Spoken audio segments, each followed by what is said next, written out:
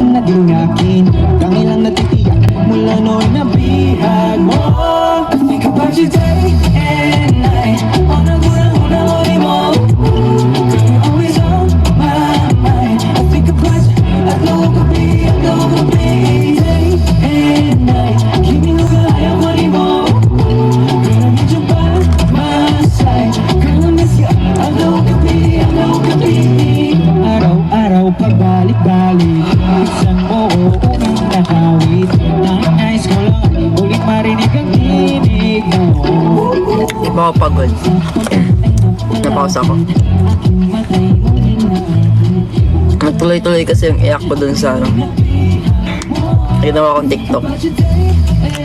Pag ano kasi ako, pag nag-acting kasi akong gano'n, nag-direct-diretso yung iyak ko.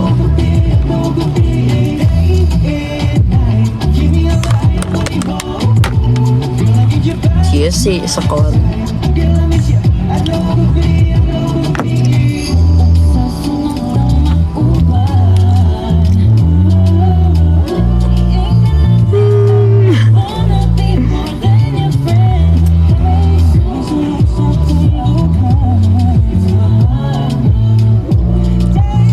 Nood kayo ng concert kasi nag-cancel ako ng mga movie para doon sa concert. Kaya manood kayo. Para sa inyo yun.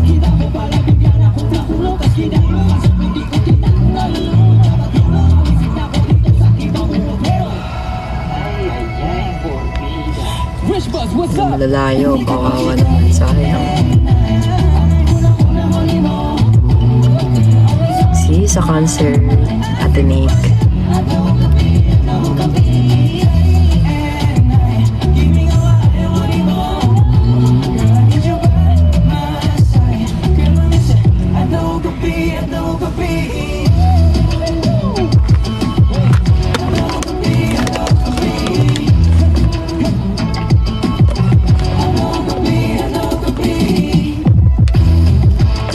Sa concert wala akong masabi. Nablank ko yung utak ko dun sa ano. Nag-isip kasi ako ng sad. Actually, isa yun sa kailangan mo practicein. Kasi pag nag-iisip akong sad, minsan sa taping, mabilis akong umiyak. Pero ang hirap magbitaw ng emotions. Nahirapan ako minsan kasi depende rin kung gaano kalalim yung scene. Pag malalim talaga, dapat kasi yung relate doon medyo. Tulad nung sa yung sa panaginip na lang. Ang hirap nun magbitaw kasi yung inisip ko doon nung sa panaginip na lang na MV.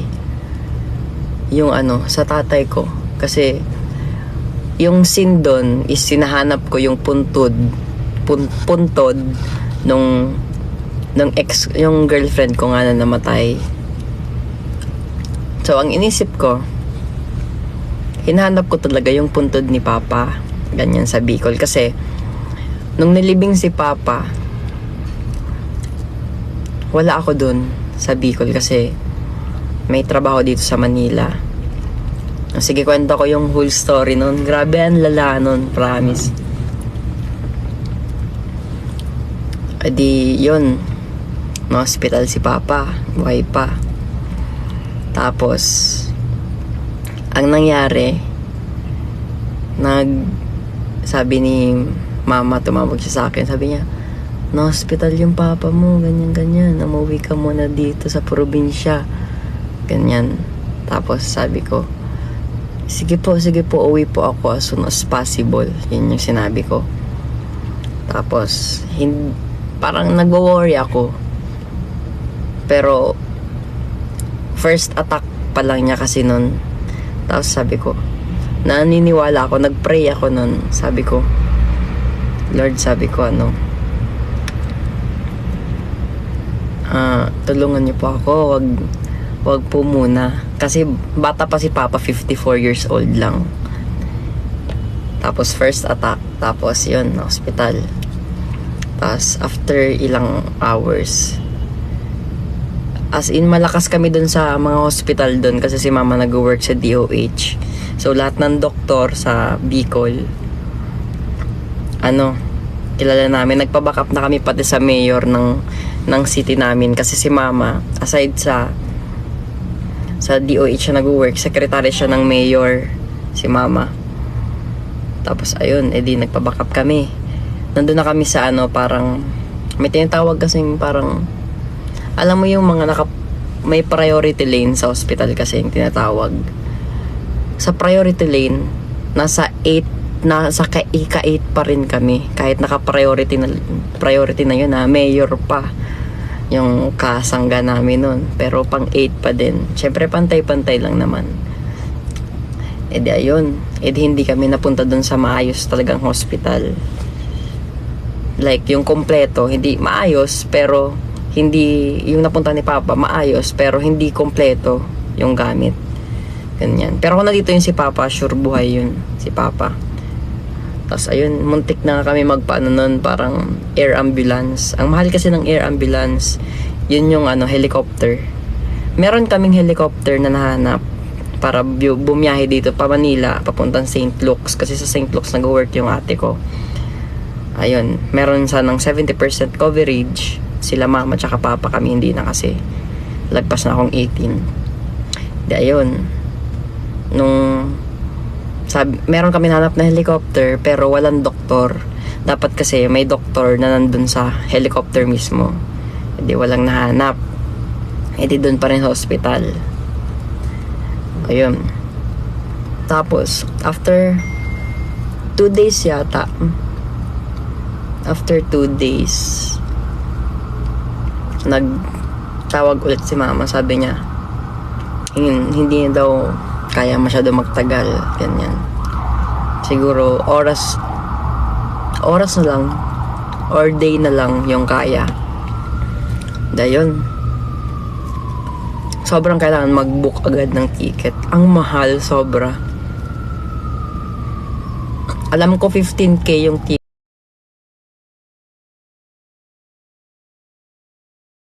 nun eh. First nung nag-book. Ang nag-book nito, basta, ayan, nag-book 15K one way. Pumunta akong airport, first time, mag-isa ako. Tapos Cebu Pac to, 15K one way. Kasi on the day mismo, like hours na lang yung pagitan ng flight. Mahal kasi pag ganun talaga. Tapos onti lang yung bumiyahe, kaya ang mahal. E di ayun, bumiyahe. Maliit yung eroplano. Tapos para akong mabaliw nun sa airport kasi anong tawag yan? Nasa airport ako. Hindi ko alam yung gagawin ko. Hindi ko alam kung paano mag-check-in, mag-ganyan-ganyan. Tapos tumawag si mama. Tapos alam mo yung nakita ko yung paghinga ni Papa. Sobrang nahihirapan na ako. Parang first time ko siya makitang ganun na parang yung hinga. Parang ganun. Basta kung nakakita na kayong ganun, alam niyo yun. Tapos sobra akong habang ako, para ako nasa K-drama noon, naman nasa drama. Tumatakbo ako, di ko alam gagawin ko. Tapos ayun. Ayun, sumakay na ako ng eroplano. Tapos ayun, nasa eroplano na ako. Tapos di ko alam, iniisip ko. Tapos habang nasa biyahe, 45 minutes lang yung biyahe nun. Tapos pagdating ng eroplano dun sa Legazpi, hindi pa nakaka-land to maliit lang yung eroplano kasi unti nga lang yung bumiyahe. Hindi nakalapag yung eroplano. Nakadalawang attempt yung pilot nun. Actually sobrang galit ako nun, pero syempre hindi naman kasalanan ng piloto. Pero syempre iniisip ko yung papa ko, sabi ka sa akin ni mama, parang hours na lang daw, ganyan. Syempre ako, parang sino po yung piloto, ganyan. Gusto ko kausapin, ganyan. Syempre, alam ko, mali ako. Pero syempre, di ko naisip yun nung time na yun. Kasi syempre, yun. Parang unti lang magipag-away ako dun sa steward. Sino po yan, ganyan. Tapos bumalik ng Manila, as in, Bumalik naman nila yung eroplano, di nakalapag. Tapos, wala akong pera talaga that day. Tapos, may nag-offer na fan. Sabi nila, gusto daw nila ako i-book ng ng hotel na malapit doon. Nahiya ako kasi puro 5-star hotel ang malapit sa airport. Sabi ko, wag na po.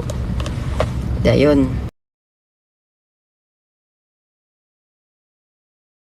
Ay kung lakarin ulit kasi sabi ko, pumunta ako sa Cebu Pac na office.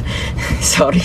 Cebu Pac na office. Tapos sabi ko, kasi minove yung flight ulit hapon, alas 3. Nandun ako sa airport lang noon. Hindi ako umalis kasi nga syempre kulang nga yung pera ko, ang mahal-mahal ng pamasahe lang ng Grab. May dala akong maleta ganyan. Natulog ako sa airport, ang lala talaga. Natulog ako sa airport noon. Tapos di talaga makapaniwala na nangyari yun Tulog ako sa airport. Tapos dahil nga alas 3 yung sinabi ng Cebu Pac, nag-book akong another flight. Sa PAL na ako nag-book. Mas mahal, 16K. Hindi bali na 30K ako. Yung 31K, di ba? Pero yung sa Cebu Pac, i-refund nila. Pero after, di ko alam kung ilang buwan. Yan, basta di ko na inisip. Nag-book ulit akong flight, 31K. Naka 31K ako flight, pauwi lang yun, one way. So, ayun, pagka-uwi ko dun, pagdating ko, dumating ako, yung flight ko nun, first flight, 5 a.m. So, simula, pag-alis ko kasi umaga yung flight ko nun nung nag-Cebu Pac ako. So, from madaling araw, nandun ako, tapos inabot ulit ako ng madaling araw, doon ako tulog sa mga bench lang doon. Tapos ayun, pagdating ko doon sa Legazpi, sinundo ako nung pinsan ko.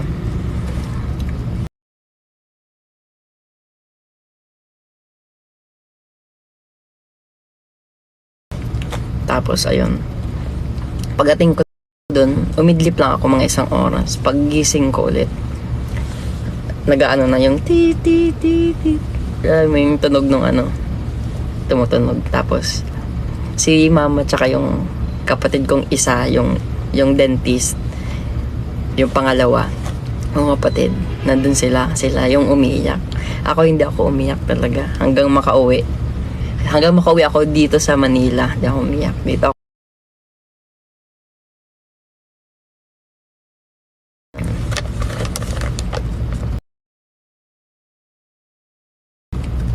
Tapos ayun,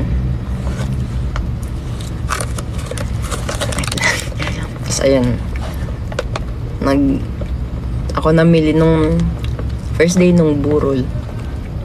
Andun yung mga pamangkin ko. Kasi si Papa kasi mahilig siya sa bata, like sobra.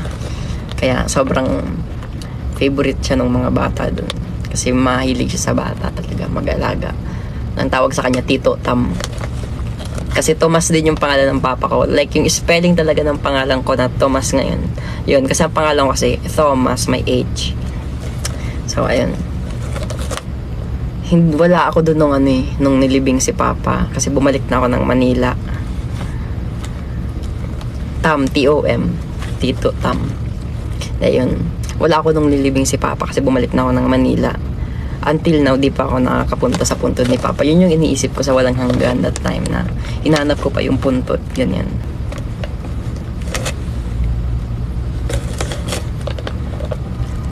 Kaya,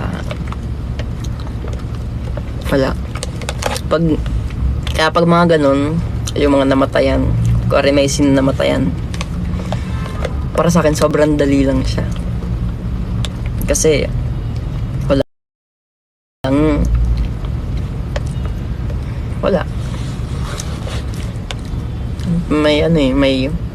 May pwedeng may bubog about sa malapit doon.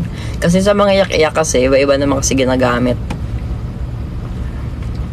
Kasi may iyak naman ako, wari, ninakawan ka ng ballpen, hindi naman syempre nung iyak yun, yung parang namatayan, di ba? Iba-iba siya. So, pag acting ka, hanap ka na pinakamalapit doon sa scene. Para hindi magmukhang overacting. Ganyan. Or kulang naman sa acting.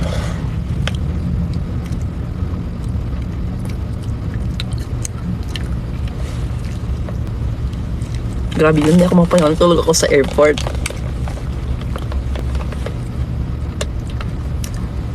Ang katabi ko noon na kausap ko doon yung yung namamalimos ng mga bata. Kinakausap ko sila. Sabi ko, ba't wala kayo sa bahay nyo? Anong oras na? Ganyan. Sila yung kausap ko. Pero okay ako. Okay na ako. Ang tagal na nun 2 years na.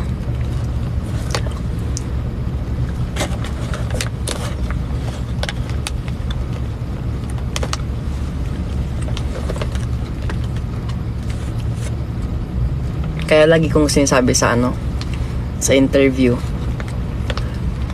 pag may nagtanong na question na ano yung pinaka ano yan?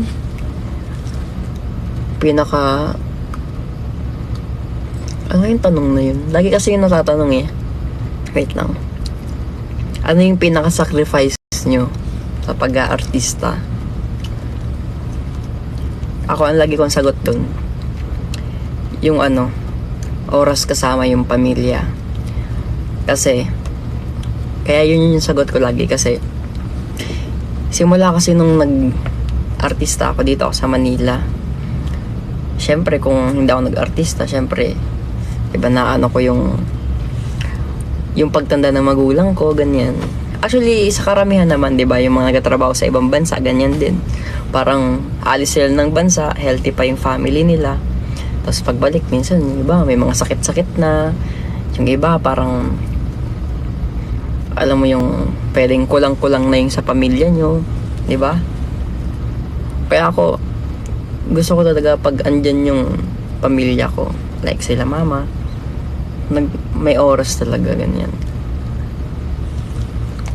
Kaya kayo, habang nandiyan pa, paramdam yung mahal na mahal nyo. Close ba kayo ng dad mo? Close ako kay mama at kay papa. Kasi sa aming magkapatid, ako yung natira talaga sa bahay namin. Kasi ako yung bunso, di ba? Yung kapatid kong dalawa, nag-aaral sila sa Legazpi. Nag-dorm sila doon. Ako nandun sa bahay. Pagkagising, ako magluluto ng pang-lunch na. Pagkagising ko niyan, magluto ng lunch, linis ng tangkal namin. Tangkal yung piggery namin. Kasi dati may piggery kami. Ayan, sa likod ng bahay. Meron kaming 30 yata na baboy. Lahat yung pinapaliguan ko, lahat yun yung... Ako lang mag-isa naglilinis nun. Nagwawalis ng malalaki nilang tae. Nahulog pa ako nun sa nga yung istaka ng tae ng mga baboy. Ganon. Ang saya nga Kaya pag umuwi ako, ang saya, mahilig ako sa hayop talaga. Ayun. Kaya close kami na ni Papa kasi siya sa akin nagturo talaga magluto.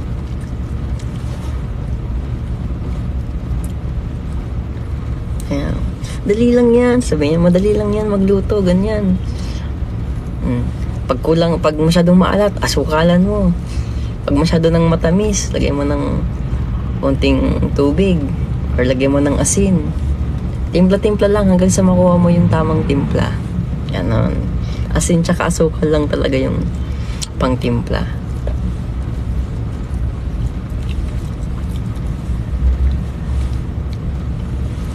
Kailan ka po ulit may flight?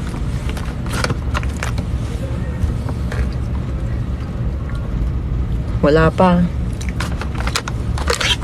Baka dito kami mag-Christmas.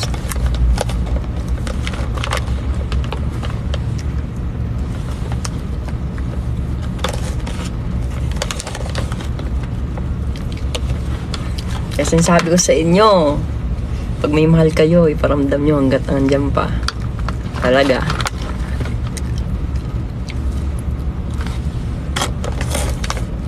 Ang hirap ba mawala ng... Oo naman, sobra. As in, sobrang sakit.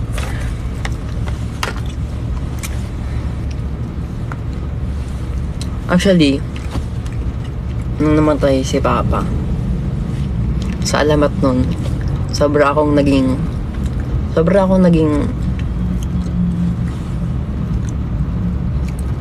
ano ba tawag? Feeling ko mas naging responsible ako. Mas parang na-check ko yung sarili ko, ganyan.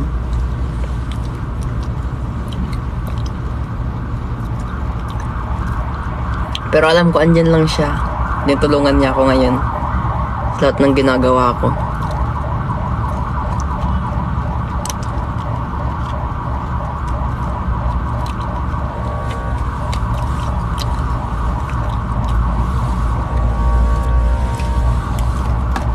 Paano mo ipaparamdam na mahal mo sila kahit di ka showy? Maraming paraan. Ako kasi ngayon hindi na ako masyadong showy. Pero pinaparamdam ko na lang. Minsan, ayain mo kumain. Or, wala, ayain mo manood ng movie. Or kahit sa bahay, ganyan. Marami naman ngayon yung wari. Wala, kahit anong banding, di ba? Pwede ka naman mag-aya. Wari, uso naman TikTok. O, mag-TikTok kayo.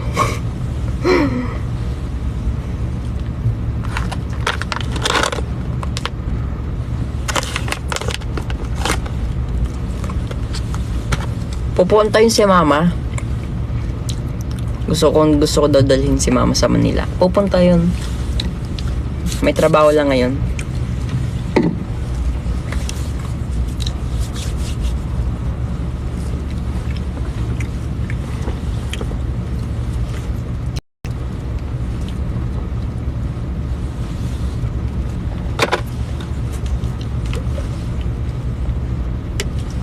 If may chance ka ba mag-aral? Mag-aral ulit ako. Ang pinakapangarap ko, diba? Sinabi ko na ba sa inyo kung ano pangarap ko talaga bago ako mag-artista? Sinabi ko na yata sa inyo eh. Sige kung alam nyo, sabihin nyo nga sa chat dyan. Ayan. Tama. Piloto. Piloto ang pangarap ko noon talaga. Ang sinabi ko pa noon, nung kinder ako, sabi ko, "Hi, I am Thomas Franco Rodriguez, a pilot."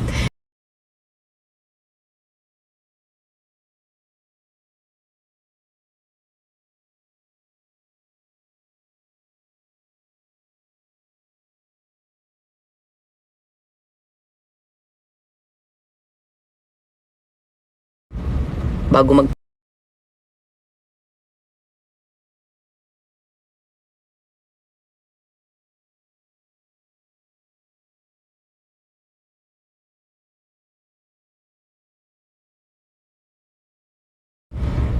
PBB ako paglabas ko.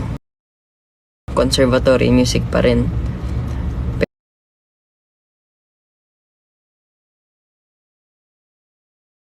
Pero nagkaroon ng project o nung mga project sa ABS. Tapos nagbago na naman yung gusto ko. Naging media arts. Gusto ko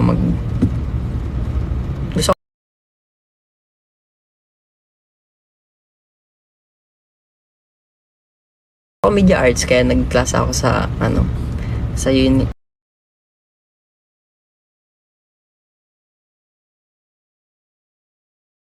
sa ELJ, school ng ABS. Eugenio Lopez Jr.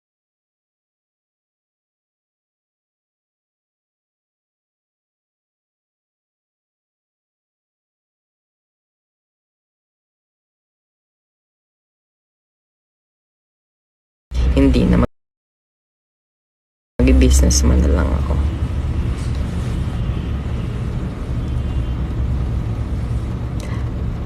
mayroon kang alagang orig naman sa Bicol. Meron akong alagang baboy na pinaplano, mag-aalaga pa lang, I mean. Kasi bala ko nga magkaroon ng farm. So, ayun. Bala ko ulit. Kasi may gusto ko sa akong kunin na lupa dun sa Bicol. Hindi ko pa nakuha.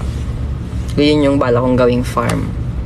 Baboyan, may mga baka, pato, gansa, itik. 45 days. Baboy ramo, yes. Baboy ramo actually. Kasi ang mahal niyan, ang mahal ng karne niyan. Nakatikim na ako niyan, grabe. Per kilo yata, nasa 500 yata eh. Tama ba? Hindi ko na matandaan. Pero ang mahal ng karne nun, promise. Chinese chicken, ang liit nun eh.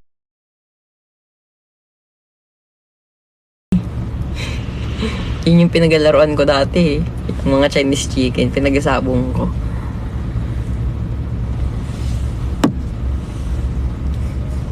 Mary Grace Studillo, gumawa ka na ng test paper mo.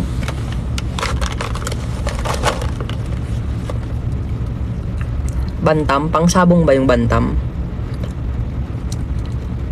Yung tito ko meron 3 hektarya.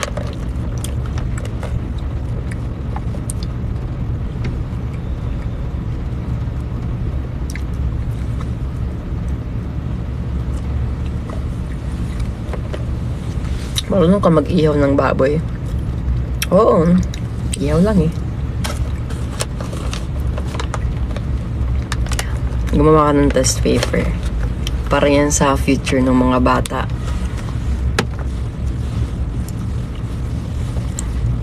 Hirap din magka-farm, to be honest. Pag hilig mo, minsan di ka mahirapan.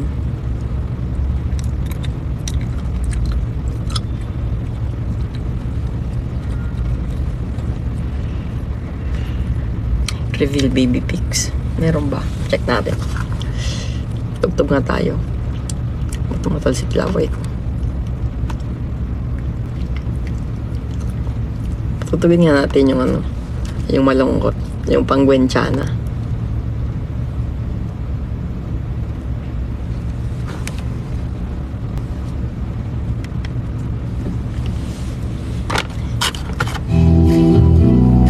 Tutug tayo. Boring eh. Hanap tayong baby pics.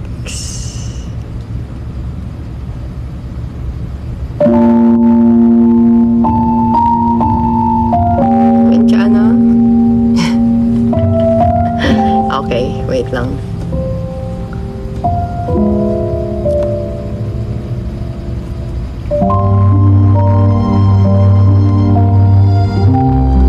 Ganda ng music, no? Akala ko na-delete na yung mga nasa hard drive ko. Loading lang pala.